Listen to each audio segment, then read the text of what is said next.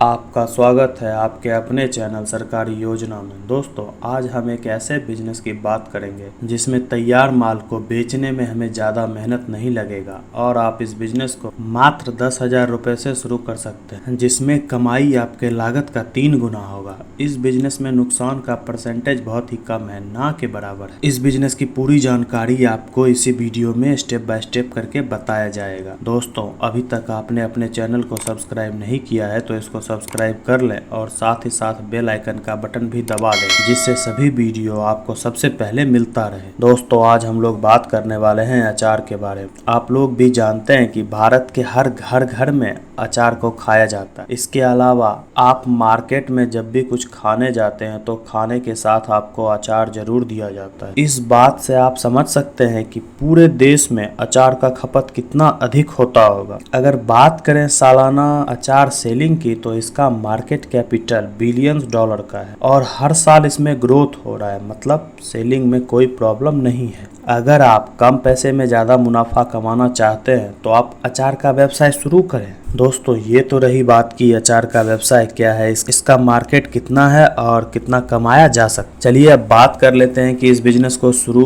कैसे करना है। दोस्तों, इस बिजनेस को शुरू करने के लिए आपको 4 काम करना होगा। पहला, FSSAI लाइसेंस लेना होगा। दूसरा, अचार बनाने की सामग्री खरीदना होगा। तीसरा, अचार पैक करने की मशीन। चौथा, अचार की मार्केटिंग। ये 4 स्टेप आपको एक सफल व्यापारी बनाएगा। अब हम लोग इसके बारे में थोड़ा डिटेल से जानते हैं। पहला, FSSAI लाइसेंस। दोस्तों, आप एक ऐसा व्यवसाय शुरू करने वाले हैं जिसमें आप खाने का सामान बनाकर बेचेंगे, तो इसके लिए सरकार ने एक डिपार्टमेंट बना रखा है जिसका काम है खाद्य पदार्थ बनाने वाली कंपनी को वेरीफाई करना, चेक करना कि आपने जो बनाया वो खाने योग्य है या नहीं। तो FSSAI लाइसेंस लेने के लिए आप FSSAI के वेबसाइट पे जाके ऑनलाइन भी अप्लाई कर सकते हैं और इस लाइसेंस को लेने से पहले आप MSME की वेबसाइट पे जाएं, अपने अचार बिजनेस के लिए एक अच्छा सा नाम ढूंढकर रजिस्ट्रेशन कर ले। 5 मिनट में आपका रजिस्ट्रेशन नंबर तैयार हो जाएगा। चलिए बात कर लेते हैं अगले पॉइंट की, तो अचार बनाने की सामग्री। दोस्तों, अचार बनाने के लिए आपको चाहिए होगा कच्चा फल, सब्जी और मसाले। तो यहाँ देखा जाए तो आप आम, कटहल, नींबू, मिर्च, इन सभी चीजों का अचार बना सकते हैं और आप चाहे तो इन सबको मिलाकर भी मिक्स अचार बना सकते हैं। अब बात रही इसमें हम मसाला कौन सा लगाएंगे, तो दोस्तों यहाँ मसाले में कोई अगर आपको आइडिया दे कि आप इस मसाले को यूज करें या प्रॉपर इस मसाले को यूज करें, तो ये अच्छा आइडिया नहीं होगा कि आपको मार्केट में अपना प्रोडक्ट सेल करना है। आप चाहें तो नॉर्मली जो लोग यूज करते हैं वो मसाला भी डाल सकते हैं और अगर आप चाहते हैं कि मैं मार्केट को कोई यूनिक टेस्ट दूं तो आप अपने हिसाब से मसाले को ऐड कर सकते हैं और उसमें नया टेस्ट, नया फ्लेवर आप डाल सकते हैं, क्योंकि मसाला स्वाद बनाता है और ये आपको डिसाइड करना है कि आप कितना बेहतरीन टेस्ट मार्केट को बेचेंगे। दोस्त, आपका पूरा व्यवसाय इस पर निर्भर करेगा कि आप कितना स्पाइसी, कितना स्वादिष्ट अचार बनाकर बेच रहे हैं। तो आप इस पर सबसे ज्यादा फोकस करें, क्योंकि प्रोडक्ट का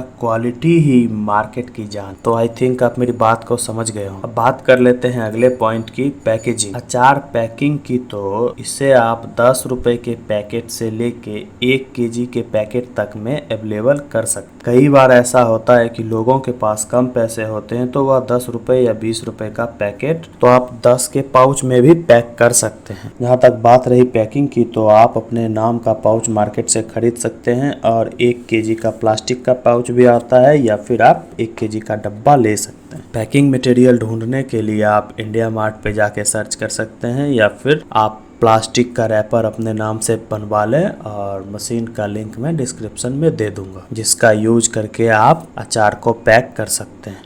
अगला पॉइंट है मार्केटिंग। दोस्त, किसी भी बिजनेस का सबसे मुख्य पार्ट मार्केटिंग होता है। पहली बार में नई कंपनी को ग्राहक को अपना सामान बेच देना बड़ा मुश्किल होता है। एक बार सामान बिका फिर ग्राहक वापस आएगा या नहीं, या आपके क्वालिटी पे डिपेंड करेगा। तो इस बात को याद कर लें, बिजनेस में प्रोडक्ट की क्वालिटी ही बिजनेस को सफल बनाता। हम लोग बात कर रहे हैं मार्केटिंग की, तो यहाँ आपको दुकानदार और होलसेलर को ज्यादा मार्जिन देना है। अपना मार्केटिंग स्ट्रेटेजी होगा कि हम दुकानदार को और कंपनी जितना बचत दे रहा होगा उससे ज्यादा बचत हम दुकानदार को और होलसेलर को देंगे। अपने प्रोडक्ट का मार्केट कॉस्ट बिल्कुल भी कम नहीं करेंगे। मार्केट में सेम रेंज में प्रोडक्ट जाएगा, लेकिन उसमें दुकानदार और होलसेलर का मार्जिन ज़्यादा होगा। तो इस बात को हमें फोकस करना है। और दोस्तों, आपका 10 वाला पैकेट आपका मार्केट बनाएगा। तो यहाँ आपको 2 काम करना है। पहला, आपको 10 रुपए का पैकेट बनाना है और दुकानदार को ज़्यादा मार्जिन देना है। ये दोनों बातों को आप याद रखें। आपका मार्केटिंग स्ट्रेटेजी यही होना चाहिए स्टार्टिंग में। तो दोस्तों, आई होप कि आप मेरी बात को समझ गए होंगे कि बिजनेस को हमें कैसे स्टार्ट करना है। इसमें लागत ज़्यादा नहीं है, 10,000 से शुरू करें, टेंशन फ्री होके काम करें। अगर आपको वीडियो पसंद आया तो इसको लाइक करें और अपने दोस्तों के साथ शेयर करें। जय हिंद, धन्यवाद।